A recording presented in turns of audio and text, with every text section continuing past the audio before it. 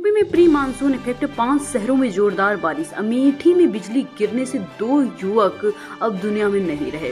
सोनभद्र के करीब मानसून अटका। यूपी में प्री मानसून के प्रभाव से कुछ इलाकों में बारिश हो रही है, जिसमें लखनऊ, कानपुर, बदायूं, जालौन और बरेली को मंगलवार को तेज हवा चली, फिर गरज के बिजली चमकी और बरसात हुई। वहीं अमेठी में बिजली गिरने से 2 लोग अब इस दुनिया में नहीं रहे। अब जानते हैं मानसून कहां तक पहुंच चुका है। यूपी में अरब सागर से आने वाला मानसून सोमवार को सोनभद्र के करीब पहुंचा। लखनऊ मौसम केंद्र के मुताबिक अगले 2 से 3 दिनों में पूरे यूपी में एंटर हो जाएगा। कुशीनगर के रास्ते आने वाला मानसून बिहार के पूर्वी चंपारण में अटका है। इसके लिए 3 दिन में यूपी में एंट्री होने की संभावना है, जिससे मौसम विभाग के मुताबिक यूपी में 2 दिन ऐसा मौसम रहेगा। अलग अलग जिलों में बारिश होती रहेगी, आंधी आएगी, तेज हवाएं चलती रहेंगी। अखिलेश यादव ने संविधान हाथ में लेकर ली शपथ। अरुण गोविल पहुंचे तो सपा सांसदों ने जय अवधेश के नारे लगाए। अयोध्या सीट से जीते हैं। यूपी के सांसद आज लोकसभा में शपथ ले रहे हैं। अखिलेश यादव ने हाथ में संविधान की किताब लेकर शपथ ली। प्रोटेम स्पीकर के पास जाते वक्त उन्होंने राहुल गांधी से हाथ मिलाया। अभिवादन में भाजपा सांसदों के सामने भी हाथ जोड़े। मनीष मल्होत्रा के साथ बुनकरों से मिली नीता अंबानी। नीता की गोल्डन साड़ी तैयार करने के लिए राधिका के लिए खरीदेंगी बनारसी साड़ी। रिलायंस फाउंडेशन के चेयरमैन नीता अंबानी सोमवार को बनारसी साड़ी के लिए वाराणसी पहुंची और काशी विश्वनाथ मंदिर में दर्शन भी किया। साथ ही अनंत और राधिका की शादी का कार्ड काशी विश्वनाथ और विशालाक्षी देवी को अर्पित किया, जबकि देर रात बुनकरों के कारखाने में पहुंचकर उनसे बात की और बनारसी साड़ी भी देखी। आगरा में महिला दरोगा पर सीनियर्स की गंदी नजर। इंस्पेक्टर रात में साथ सोने को बुलाते, एसीपी फ्लैट पर मीटिंग करते, अब सूर्यास्त पर ड्यूटी नहीं। आगरा में महिला दरोगा ने इत्मुद्दौला इंस्पेक्टर दुर्गेश कुमार मिश्रा पर अश्लील हरकत का आरोप लगाया। थाने में जबरन किस करने, साथ में सोने की बात रात 12 बजे कॉल कर रूम पर बुलाने और छुट्टी पर घर न जाकर अपने आवास पर बुलाने के आरोप लगाए। पेपर लीक किया तो उम्र कैद की होगी सजा। 1 करोड़ का जुर्माना भी लगेगा। यूपी कैबिनेट ने अध्यादेश को दी मंजूरी। 43 प्रस्ताव पारित किए गए। यूपी में पेपर लीक को लेकर योगी सरकार ने बड़ा फैसला किया। कैबिनेट ने मंगलवार को पेपर लीक अध्यादेश को मंजूरी दे दी है। इसमें 1 करोड़ का जुर्माना और उम्र कैद की सजा का प्रावधान किया गया है। बात की जाए क्रिकेट की तो T20 वर्ल्ड कप में पहली बार सेमीफाइनल में पहुंचे तो इमोशनल हो गए अफगानी खिलाड़ी। हेड कोच की गले लगकर रोए राशिद। फारूकी ने कप्तान को कंधों पर उठाया। T20 वर्ल्ड कप के सुपर 8 का आखिरी मुकाबला रोमांच भरा रहा। बांग्लादेश को 8 रन से हराकर अफगानिस्तान ने पहली बार किसी ICC टूर्नामेंट के सेमीफाइनल में जगह बनाई है। SSC CGL एग्जाम को लिए आवेदन शुरू। 17,000 से ज्यादा पदों पर भर्ती। महिलाओं के लिए है निःशुल्क। कर्मचारी चयन आयोग SSC संयुक्त स्नातक स्तरीय CGL परीक्षा 2024 के लिए आवेदन की प्रक्रिया शुरू हो चुकी है। AI based CCTV surveillance system बनाने का प्रस्ताव, यानी कि अब CCTV AI यानी आर्टिफिशियल सर्विलेंस से बनेगा।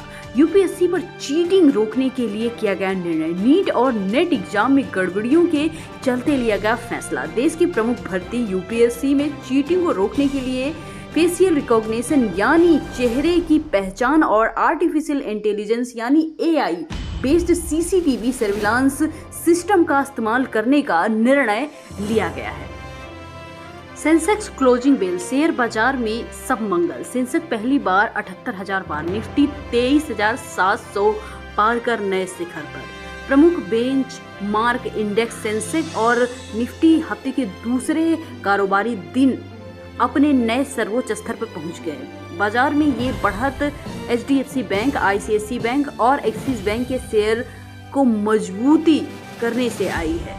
इस दौरान सेंसेक्स पहली बार 78,000 पार के पार चला गया और निफ्टी 23 स्टाम्प ड्यूटी शुल्क से 948 अरब रुपए की कमाई, यूपी दूसरे स्थान पर। देश के 8 प्रमुख शहरों में इस साल के सबसे पहले 9 महीने यानी जनवरी सितंबर के मकानों की कीमतें करीब 5% बढ़ गई हैं। लागत में बढ़ोतरी और मकानों की मजबूती मांग से कीमतों में इजाफा हुआ है। आवासीय संपत्तियों की बिक्री में उछाल की वजह से चालू वित्त वर्ष की पहली छमाही में स्टाम्प और पंजीकरण शुल्क के रूप में राजस्व संग्रह 23% बढ़कर 958.74 अरब रुपए पहुंच गया। निजी भूमि पर कब्जा नहीं कर सकेंगे विभाग के अधिकारी, 3 महीने में करना होगा खाली। मुख्य सचिव दुर्गाशंकर मिश्रा ने सभी पुलिस आयुक्त, डीएम और जिलों के पुलिस कप्तानों को यह सुनिश्चित कराने का निर्देश दिया है कि किसी भी निजी भूमि पर राज्य सरकार के किसी विभाग या अधिकारी का अतिक्रमण होने पर उसे 3 माह में हटा दिया जाए। 750 करोड़ से अयोध्या में बनेगा विश्व स्तरीय मंदिर संग्रहालय। 25 एकड़ जमीन में टाटा के द्वारा होगा निर्माण। अयोध्या में बनने वाले मंदिर संग्रहालय में भारतीय संस्कृति के उद्गम से लेकर आधुनिक संस्कृति तक के बारे में एक जगह पर जानकारी होगी। इसमें वेद, रामायण, मंदिर पूजा पद्धति से जुड़ी सारी जानकारियां होंगी। अयोध्या में 750 करोड़ से विश्व स्तरीय मंदिर संग्रहालय का निर्माण कराया जा रहा है। इसमें भारतीय संस्कृति के उद्भव से लेकर आज तक की चीजों का संयोजन किया जा रहा है, जिसमें Tata sons corporate social responsibility fund से इसका निर्माण कराया जाएगा, जिसके लिए 25 एकड़ की भूमि निःशुल्क दी जा रही है। फिर के रास्ते से यूपी में दाखिल हुआ मानसून। जानिए आपके शहर में कब होगी मूसलाधार बारिश। आखिरकार मानसून यूपी में पहुंच गया। मानसून का यूपी पहुंचने का रास्ता ललितपुर से था। आने वाले 2-3 दिन में पूरा यूपी बारिश से भीगेगा या फिर भीग रहा है। आखिरकार मानसून का इंतजार खत्म हुआ। प्रदेश में मंगलवार को बुंदेलखंड के रास्ते से मानसून ने दस्तक दी। 12 mm बारिश से ललितपुर को भिगोया। आमतौर पर पूर्वांचल से प्रदेश में प्रवेश करता है, लेकिन इस बार बुंदेलखंड के रास्ते आया है। सोमवार को प्रदेश के कई क्षेत्रों में बरसात से राहत मिली है। अलीगढ़ में 102 mm बारिश हुई है। यूपी के सरकारी कर्मियों को बड़ी सौगात। सीएम योगी ने पुरानी पेंशन स्कीम पर लिया बड़ा फैसला। उत्तर प्रदेश की राजधानी लखनऊ में योगी कैबिनेट की मीटिंग हुई, जिसमें कई अहम फैसले लिए गए। एक फैसला सरकारी अधिकारियों और कर्मचारियों के हित में लिया गया। सरकार ने पुरानी पेंशन स्कीम के प्रस्ताव को पास कर दिया।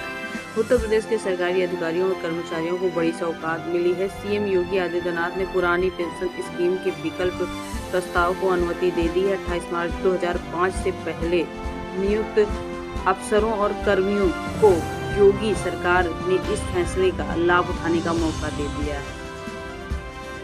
Agniveer recruitment phase 2। भारतीय सेना में अग्निवीर भर्ती प्रक्रिया के दूसरे चरण की शुरुआत कर दी है। ये चरण भारतीय सेना की आवश्यकता की प्रक्रियाओं को बदलने और इच्छुक उम्मीदवारों के लिए एक सहज और कुशल चयन प्रक्रिया सुनिश्चित करने के प्रयासों में एक महत्वपूर्ण मील का पत्थर साबित होगा।